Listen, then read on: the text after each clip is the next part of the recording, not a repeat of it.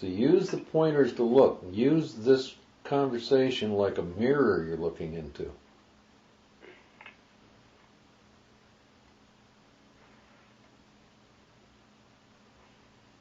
Where's the me that you call Steve?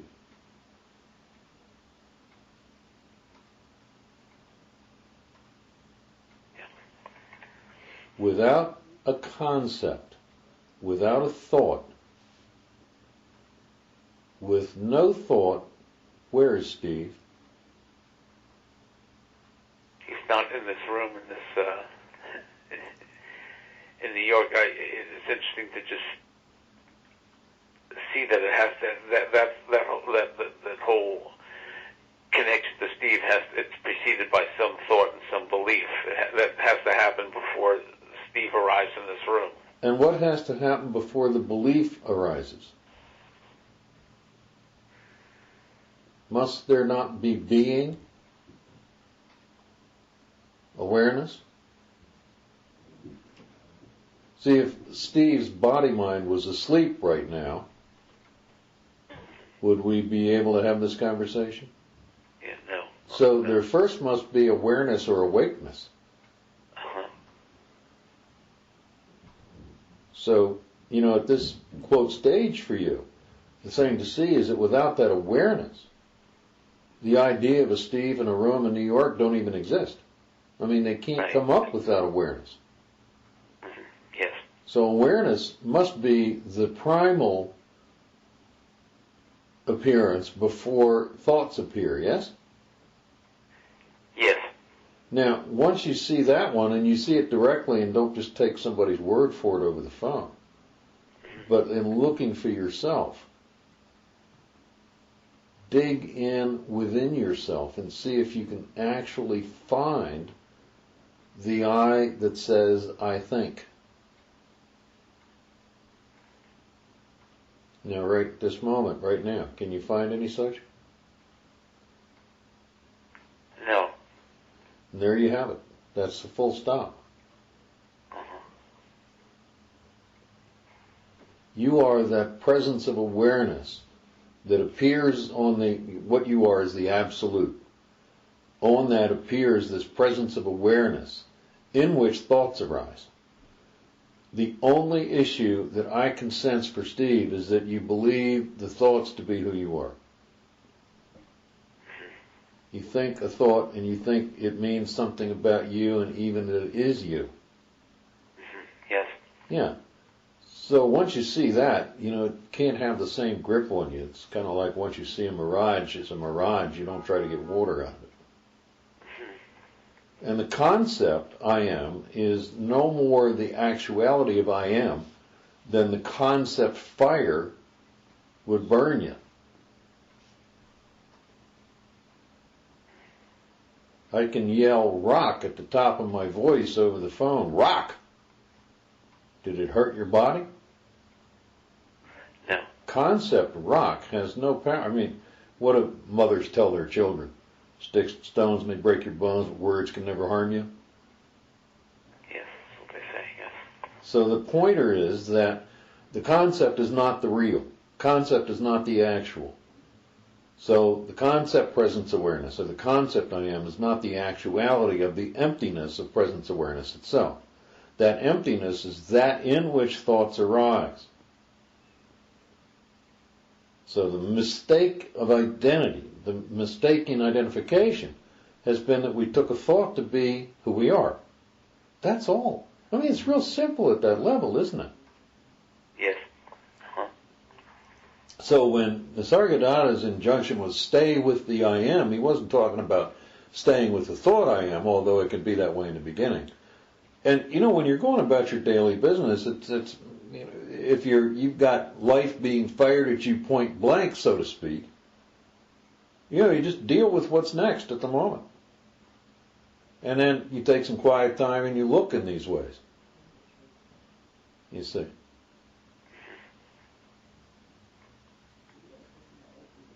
Give yourself some quiet time every day. And have a look. Not like a practice, just kind of like a kid taking a clock apart to see what makes it tick. You want to look into you and see what makes you tick. What makes, there's a book I read many years ago that points to this with the title alone. What makes Sammy run? What makes Stevie run? What makes Stevie wonder? Oh, that's somebody else.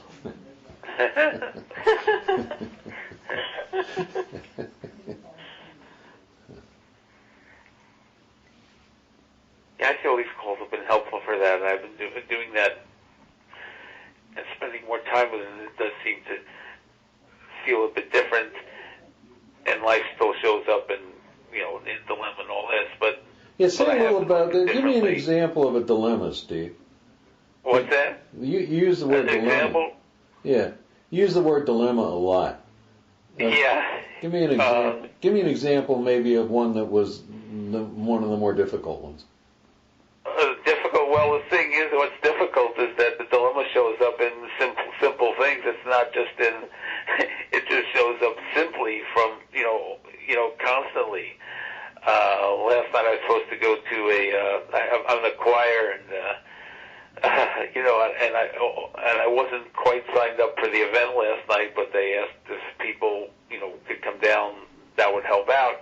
And I went back and forth on it all day. Should I go or should I not go? Or am I tired or am I not tired? Or, am I going to enjoy going or not? And I went back and forth all day, and I go back on, and that's just, again, one day. And there's always these dilemmas in nothing. These meetings, and how do I support what Charlie does? And do I get the books, or do I do this, or do I do that? Or, and that becomes dilemma. It becomes, it's not meant to be dilemma, but that's how it shows up. So those are just two simple examples of how day-to-day life shows up for me. It doesn't ever get to what am I going to do for a living or a job or any of that. It shows up way before that. And, okay. And it's a dilemma. Okay. Well, first off, a couple things. Number one question is, who's telling that story? That's Steve telling that story, definitely. Yeah. And who is Steve? Yeah. Where is Steve? Right now, where is Steve? Yeah. So there's a story happening, and you believe the story, and you believe you are the storyteller, and you are the star of the story. Yes. It's all a story. Yes. That's the nature of the dream. We're talking about the dream earlier. You're dreaming that you're awake as this person who tells the story and is the star of the story at the same time. Uh-huh. I mean, that's bizarre, and that's what happens. Uh-huh. I've been there, done that, got the T-shirt. Okay. Yeah. So, but let's look at what you're talking about, a dilemma. Should I, shouldn't I, should I, shouldn't I? And a couple of things that kind of popped up on the screen. One is that, first off, do you have an assumption that you should be able to make decisions quickly? I should be able to make decisions. Okay. Yeah, not even quickly. You should be able to make decisions. So what you have is an organism whose brain operates with a whole lot of indecision. Yes. And then on top of that, the suffering arises because there is the assumption of an entity who should be able to control that. Yes. And that entity doesn't exist, but you have to find that out for yourself. Huh. So when you look for, and this is a perfect place where you could look when you're in the midst of indecision and say, wait a minute. Where is this me that thinks it has to decide one way or the other right now? Yes. Yeah. So, that's actually, it's a place where you could have a look. Because, you see, the alarm bell is suffering, period. And it sounds to me like there's a lot of suffering in this indecision stuff. Yes. Yeah. So it might be a very fruitful place for you to have a look. Yes. Huh. Say, okay, I have an assumption, there's some core assumptions operating here. The core assumption that there is an I with a name and a form called Steve. There is a separate person here, and that separate person has some idea that, first off, it is real and separate. Secondly, that it is in control or should be in control. If it's not in control, it wants to be in control, and it wants what is to be different, and it says very loudly, something's wrong here. Yes, that's what it is. Uh-huh. So the idea that there's something wrong is one of the core beliefs that's attached to the idea of an entity, and that is a product of this misidentification that happens around the age of 2.5. When we take ourselves to be a thought I, immediately with the thought I arises other than I, like sons and daughters-in-law and whatnot, and that I-other dichotomy, which is a false identification, is not noticed to be false and is taken on board as real. And then it gets added on to. And one of the first things that gets added on to that is there's something wrong here. That happened when you were about 3. And you've been believing it ever since. Now, it can arise as there's something wrong with me. I should be able to make decisions better. Or something's wrong with them. The hell's the matter with those people? How come they don't, listen to me or whatever? How come they don't do it my way? What's wrong with them? Something wrong with them. Or something's wrong with the whole damn world. I mean, there's definitely something wrong with Bush. Or depending on your bent, there's something wrong with Hillary.